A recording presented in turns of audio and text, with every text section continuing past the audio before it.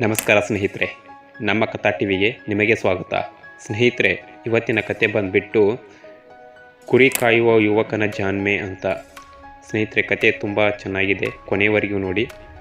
ಒಮ್ಮೆ ಒಂದು ಮಗಧ ರಾಜ್ಯದ ಒಬ್ಬ ಗಣಪಂಡಿತ ಬರ್ತಾನೆ. ಆತ ತನ್ನ ವಿದ್ಯೆಯಿಂದ ಹಲವಾರು ಪಂಡಿತರನ್ನು ಸೋಲಿಸಿ ಕೀರ್ತಿ ಪಡೆದಿರ್ತಾನಂತೆ. ಆತ ರಾಜಪಂಡಿತರಿಗೆ 3 ಪ್ರಶ್ನೆಗಳನ್ನು ಕೇಳ್ತಾನಂತೆ. ಪ್ರಶ್ನೆ 1, ಈ ಭೂಮಿಯ ಮಧ್ಯೆ ಬಿಂದು ಎಲ್ಲಿದೆ? ಪ್ರಶ್ನೆ 2, ಈ ಭೂಮಿಯ ಮೇಲೆ ಈ ತನಕ ಹುಟ್ಟಿದವರೆಷ್ಟು, ಸತ್ತವರೆಷ್ಟು? ಪ್ರಶ್ನೆ 3, ಈ ಭೂಮಿಯ ಮೇಲೆ ಈಗ ನೆಲೆಸಿರುವ ಜನರೆಷ್ಟು? ಹೀಗೆ ಈ 3 ಪ್ರಶ್ನೆಗಳಿಗೆ ಮಗಧ ರಾಜ್ಯದ ಮಂತ್ರಿಗಳು ಉತ್ತರಿಸಲು ಸೋಲ್ತಾರೆ. ಆಗ ಪಂಡಿತ 1 ತಿಂಗಳ ಅವಧಿ ಕೊಡ್ತಾನಂತೆ. ಆ ಅವಧಿಯಲ್ಲಿ ನನ್ನ ಪ್ರಶ್ನೆಗಳಿಗೆ ಉತ್ತರ ನೀಡಿದರೆ ನನ್ನ ಬಿರುದು ಬಾವಲಿಗಳನ್ನೆಲ್ಲ ನಿಮಗೆ ಅರ್ಪಿಸಿ ಶರಣಾಗುತ್ತೇನೆ, ಹೇಳದಿದ್ದರೆ ನಿಮ್ಮ ಅರ್ಧ ರಾಜ್ಯವನ್ನು ಕೊಡಬೇಕೆಂದು ಸವಾಲು ಹಾಕಿ ಹೋಗ್ತಾನಂತೆ. ಇದರಿಂದ ಮಗಧ ರಾಜನಿಗೆ ಚಿಂತೆಯಾಗುತ್ತದೆ ಅಂತೆ. ಒಬ್ಬ ಪಂಡಿತ ನನ್ನ ರಾಜ್ಯಕ್ಕೆ ಸವಾಲು ಹಾಕಿದ್ದು ಅವಮಾನವಾಗುತ್ತದೆ ಅಂತ ಮನಸ್ಸಲ್ಲಿ ಕೊರಗ್ತಾನೆ. ಅಲ್ಲದೆ 1 ತಿಂಗಳಿನಲ್ಲಿ ಈ ಪ್ರಶ್ನೆಗೆ ಉತ್ತರ ಹೇಳದಿದ್ದರೆ ತನ್ನ ಅರ್ಧ ರಾಜ್ಯವನ್ನು ಪಂಡಿತರಿಗೆ ಕೊಡಬೇಕಾಗುವುದು ಎಂದು ಮತ್ತಷ್ಟು ರಾಜನಲ್ಲಿ ಭಯ ಹುಟ್ಟುತ್ತದೆ. ಹೀಗಾಗಿ ರಾಜನು ಈ ಪ್ರಶ್ನೆಗಳನ್ನು ಇಡೀ ರಾಜ್ಯದ ಜನತೆಗೆ ತಿಳಿಸಿ ಯಾರಾದರೂ ಉತ್ತರ ನೀಡಿದರೆ ಅವರಿಗೆ ಅರ್ಧ ರಾಜ್ಯ ಕೊಡುವುದಾಗಿ ಡಂಗುರ ಸಾರಿಸ್ತಾನಂತೆ. ಈ ಪ್ರಶ್ನೆಗಳನ್ನು ಕೇಳಿದ ಕುರಿ ಕಾಯುವ ಯುವಕನೊಬ್ಬ ಬಿದ್ದು ಬಿದ್ದು ನಗ್ತಾನಂತೆ. ಇಷ್ಟು ಸರಳವಾದ ಪ್ರಶ್ನೆಗೆ ಉತ್ತರವನ್ನು ನೀಡಲಾಗಲಿಲ್ಲವೇ ನಮ್ಮ ಮಂತ್ರಿಗಳಿಗೆ ಎಂದು ಹೇಳ್ತಾನಂತೆ. ನಾನು ಹೇಳಬಲ್ಲೆ ಎಂದು ಉತ್ಸಾಹಕನಾಗ್ತಾನಂತೆ. ಆದರೂ ಅದನ್ನು ಯಾರಲ್ಲಿಯೂ ಹೇಳುವುದಿಲ್ಲಂತೆ. ಬದಲಾಗಿ ಯಾರು ಹೇಳದಿದ್ದರೆ ಕೊನೆಯ ದಿನ ಪಂಡಿತರನ ಎದುರು ಹೇಳಿದರಾಯಿತು ಎಂದು ನಿರ್ಧರಿಸುತ್ತಾನೆ. ತಿಂಗಳ ಗಡುವಿನ ಕೊನೆಯ ದಿನ ಬರುತ್ತದೆ. ಯಾರೂ ಉತ್ತರ ಹೇಳಲು ಸಿದ್ಧರಾಗಿರಲಿಲ್ಲ. ರಾಜನ ಮುಖ ಕಳೆಗುಂದೆಯಾಗಿರುತ್ತದೆ. ಅರಮನೆ ಮೈದಾನದಲ್ಲಿ ರಾಜ್ಯದ ಜನತೆ ಸುತ್ತುವರಿದಿದ್ದಾರೆ. ಪಂಡಿತ ಟಿವಿಯಿಂದ ಸಿಂಹಾಸನದ ಮೇಲೆ ಕೂತು ನೆರೆಹೊರೆಯ ಜನರನ್ನೆಲ್ಲ ನೋಡ್ತಾನಂತೆ. ಆತನ ಮುಖದಲ್ಲಿ ತುಂಟನಗೆ ಇಣುಕುತ್ತಿತ್ತು. ಇಂತಹ ಪ್ರಶ್ನೆಗಳಿಗೆ ಉತ್ತರ ಹೇಳುವ ಜಾಣ್ಮೆ ಇಲ್ಲಿ ಯಾರೂ ಇಲ್ಲ, ಅರ್ಧ ರಾಜ್ಯ ನನ್ನದೇ ಎಂದು ಬೀಗ್ತಾನಂತೆ.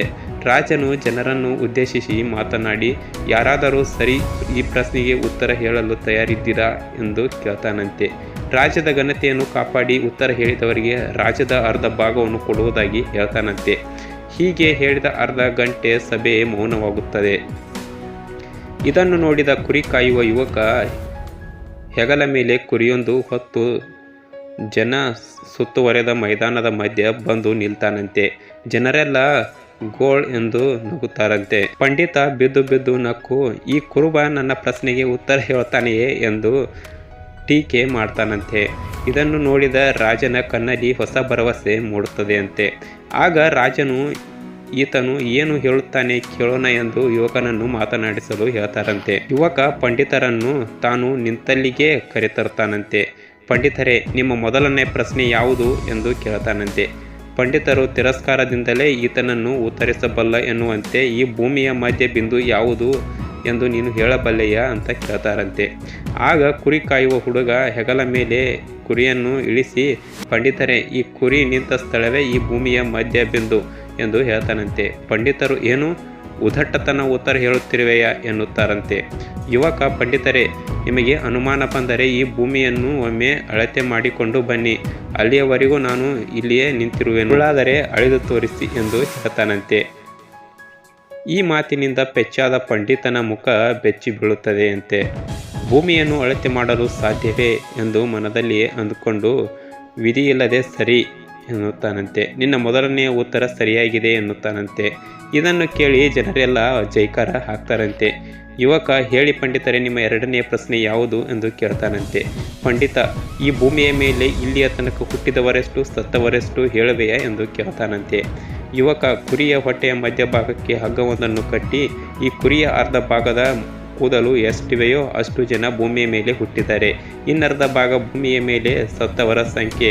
ಅನುಮಾನ ಬಂದರೆ ಈ ಕುರಿಯ ಕೂದಲನ್ನು ಎಣಿಸಿ ಪರಿಹರಿಸಿಕೊಳ್ಳಿ ಎನ್ನುತ್ತಾನಂತೆ. ಆಗ ಪಂಡಿತ ಕಕ್ಕಾಬಿಕ್ಕಿಯಾಗಿ, ಇಲ್ಲ, ಇದು ಸರಿಯಾದ ಉತ್ತರವಲ್ಲ ಎನ್ನುತ್ತಾನಂತೆ. ಯುವಕ, ಪಂಡಿತರೇ, ಅನುಮಾನವಿದ್ದರೆ ಒಂದ್ಸಲ ಸತ್ತವರು ಹುಟ್ಟಿದವರೆಷ್ಟು ಲೆಕ್ಕ ಹಾಕೊಂಡು ಬನ್ನಿ, ಆಮೇಲೆ ಬೇಕಾದರೆ ಈ ಕುರಿಯ ಕೂದಲುಗಳನ್ನು ಎಣಿಸಿ ಲೆಕ್ಕ ತಪ್ಪಾದರೆ ಆಗ ನೋಡೋಣ ಎಂದು ನಿಧಾನವಾಗಿಯೇ ಹೇಳ್ತಾನಂತೆ. ಪಂಡಿತ ಇದು ಸಹ ಅಸಾಧ್ಯ ಎಂದರಿತು ಈ ಉತ್ತರವು ಸರಿ ಎಂದು ಒಪ್ಪಿಕೊಳ್ತಾನಂತೆ. ಇನ್ನು ಮೂರನೆಯ ಪ್ರಶ್ನೆಗೆ ಉತ್ತರ ಸುಲಭ ಎಂದು ಕುರಿಗೆ ಕಟ್ಟಿದ ಹಗ್ಗವನ್ನು ಕಿತ್ತು ಕುರಿಯಲ್ಲಿ ಎಷ್ಟು ಕೂದಲುಗಳಿವೆಯೋ ಅಷ್ಟು ಜನ ಈ ಭೂಮಿಯ ಮೇಲೆ ನೆಲೆಸಿದ್ದಾರೆ. ಈ ಉತ್ತರವು ಸರಿಯಿಲ್ಲದಿದ್ದರೆ ಜಗದ ಜನರನ್ನು ಎನಿಸಿಕೊಂಡು ಬನ್ನಿ ಎನ್ನುತ್ತಾನಂತೆ. ಇದನ್ನು ಪಂಡಿತ ಒಪ್ಪಿಕೊಂಡು ಯುವಕನೆದುರು ಸೋಲನ್ನು ಒಪ್ಪಿಕೊಳ್ತಾನಂತೆ. ಈ ತನಕ ನಾನು ಪಡೆದ ಬಿರುದು ಬಾವಲಿಗಳು ಯುವಕನಿಗೆ ನೀಡಿ ತಾನೇ ಸೋತೆ ಎಂದು ಹೇಳುತ್ತಾನಂತೆ.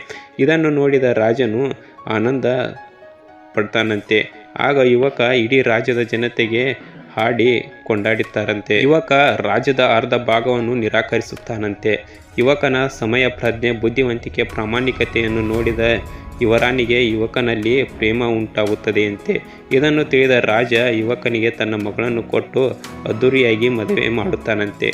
ತನ್ನ ಬುದ್ಧಿವಂತಿಕೆಯಿಂದ ಕುರಿ ಕಾಯುವ ಹುಡುಗ ಮಗಧ ರಾಜ್ಯವನ್ನು ಕಾಪಾಡ್ತಾನಂತೆ.